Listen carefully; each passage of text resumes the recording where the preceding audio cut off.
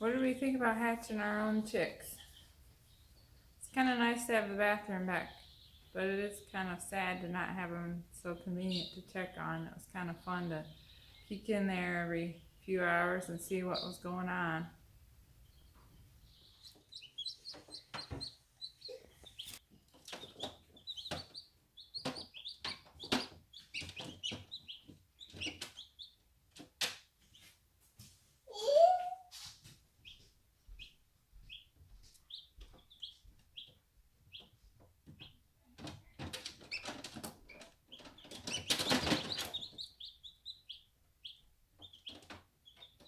He's probably the littlest.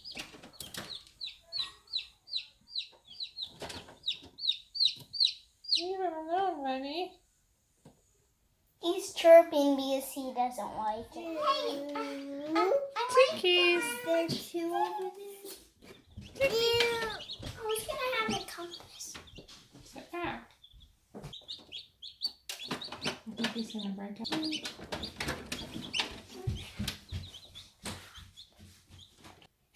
No, that thing's getting pretty stinky. Ugh. What's the name? Like Lucy or Goldie?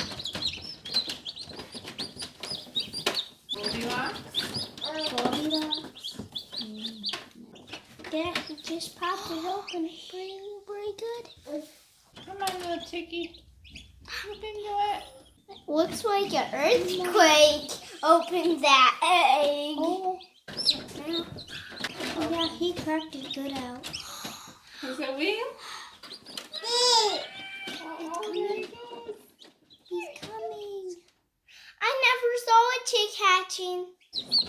Open up and be a boy. Its wing came out. Come on, baby. You can do it. You can do it. You can do it. Its head popped out. Oh, cute. Cute. This is fun. I think it has to get its other way down. He said, I'm here. I got It looked like it needed more water, so I used the bottom of my turkey baster and this silicone straw, fished it down the air hole down to that. I got some water poured in because this chick looks like hopefully he broke enough open where he can get out.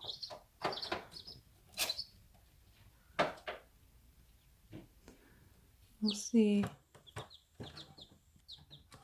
We're gonna get them out of here and put them in the brooder later today. I think there's 12 in there.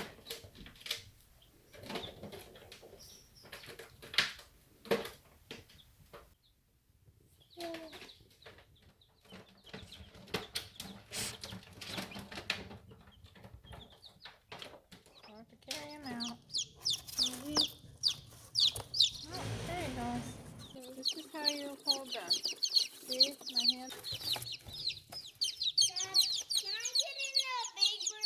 all in a little box. Then we're gonna move them into a bigger box. Good one, Trickies. Drink some water. I bet you're really thirsty. You haven't drunk for a long time. They won't have it. So much in this red light, it's hard to find Goldie. Hey, little chicks. Where's Goldie?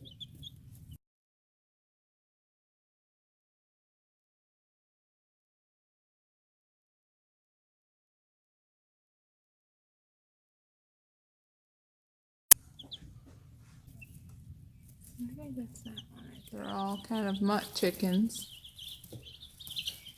which is kind of cool to see what colors they'll turn out to be.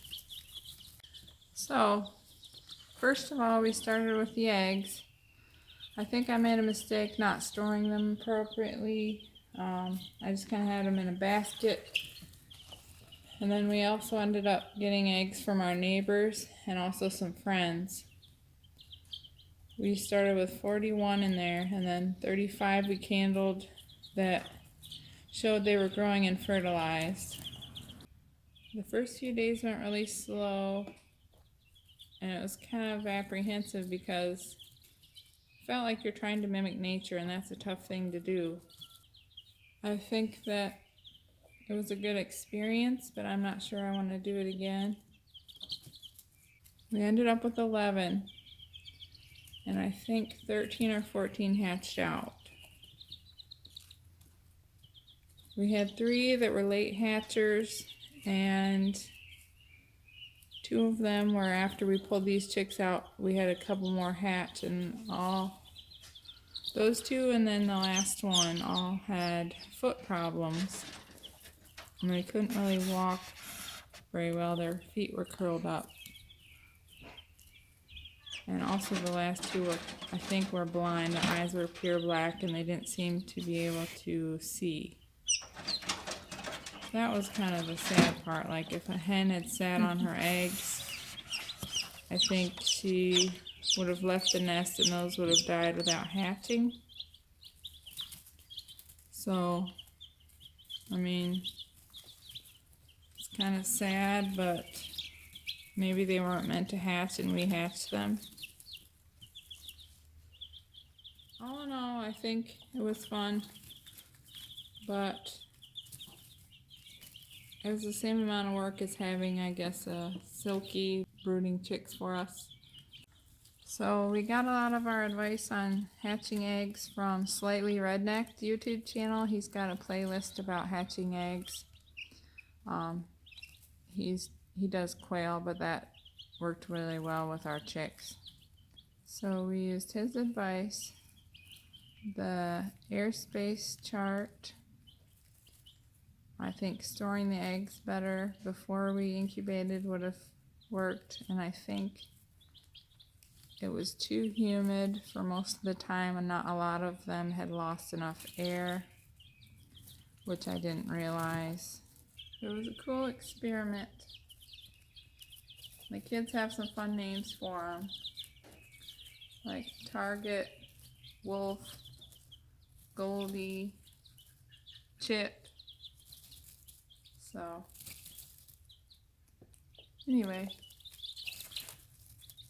if you have any comments or questions at the bottom, feel free to put them down there and